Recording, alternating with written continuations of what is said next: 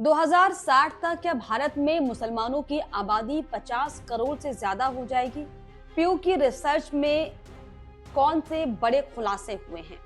नमस्कार, स्वागत है आपका। दिल्ली 24 देख रहे हैं आप और मैं हूं आपके साथ लता।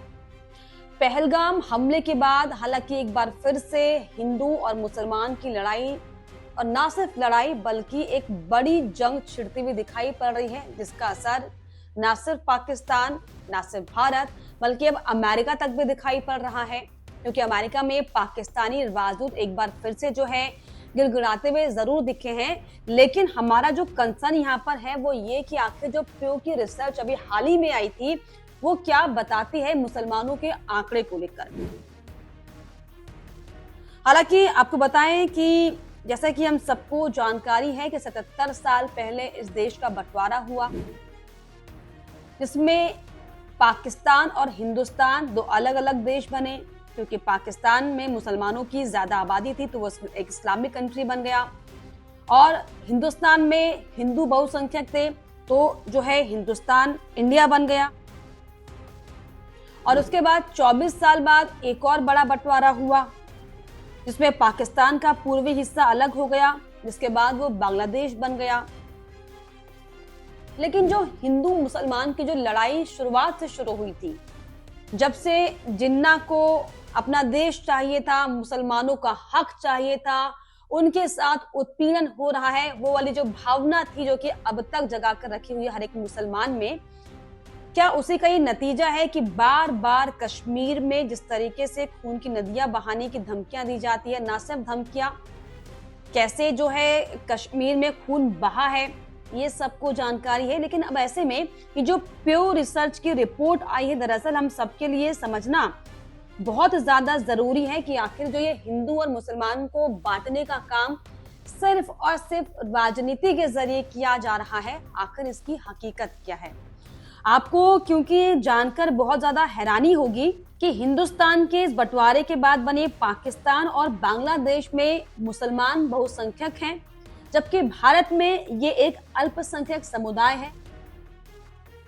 हम सबको इस बात की जानकारी बहुत अच्छे से है, और इसके बावजूद आप सोचिए कि पाकिस्तान और बांग्लादेश, हालांकि पूरी दुनिया की अगर हम बात कर लें विश्व में तो 27 इस्लामिक कंट्रियां हैं, लेकिन क्योंकि जिक्र बार बार पाकिस्तान और बांग्लादेश का हो रहा है, पाकिस्तान बार बार किस तरीके से सुरक्षा में सिंध लगाने की कोशिश कर रहा है, मुसलमानों को भड़काने की कोशिश कर रहा है, जिसका असर भी अब कहीं ना कहीं दिखाई पड़ रहा है कि कैसे हमारे हिंदुस्तान में हिंदू मुसलमान की राजनीति को जो है बढ़ावा मिला है।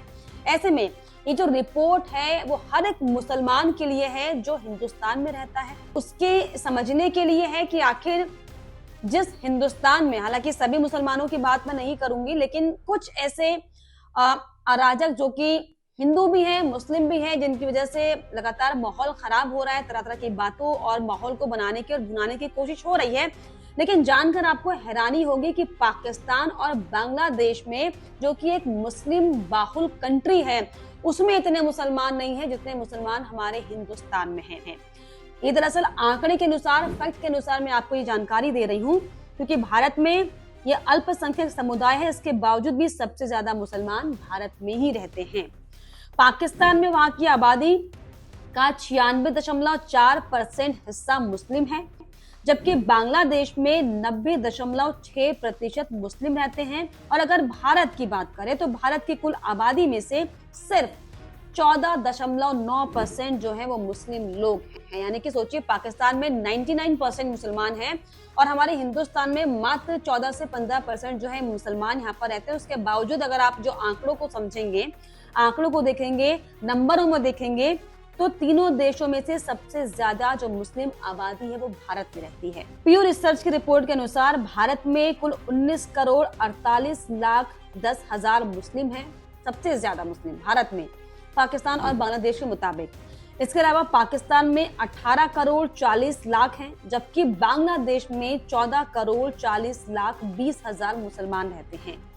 अगर हिंदुस्तान का बंटवारा नहीं हुआ होता और पाकिस्तान और बांग्लादेश नहीं बनते तो आज दुनिया में सबसे ज्यादा मुस्लिम आबादी वाला देश हिंदुस्तान ही होता।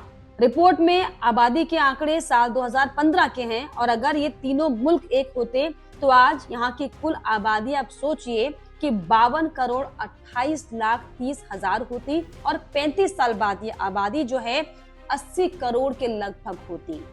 2060 तक कहां सबसे ज्यादा मुसलमान होंगे, इसकी रिपोर्ट में जो है पीयू की रिसर्च सामने आई है। इसमें यह कहा गया कि 2060 का भी आंकड़ा दिया गया। इसमें तीनों देशों की मुस्लिम आबादी की फर्टिलिटी रेट और जनसंख्या वृद्धि की दर को देखते हुए यह अनुमान लगाया गया है कि 35 साल बाद भारत, पाकिस्तान और बांग्लादेश में कितने मुसलमान होंगे। और इसके अनुसार 2060 तक भारत दुनिया का सबसे ज्यादा मुस्लिम आबादी वाला देश होगा और इसके वक्त में पहले नंबर पर इंडोनेशिया है। हालांकि वर्तमान में रिपोर्ट के अनुसार 2060 में भारत की कुल आबादी का 19.4% हिस्सा मुस्लिम होगा।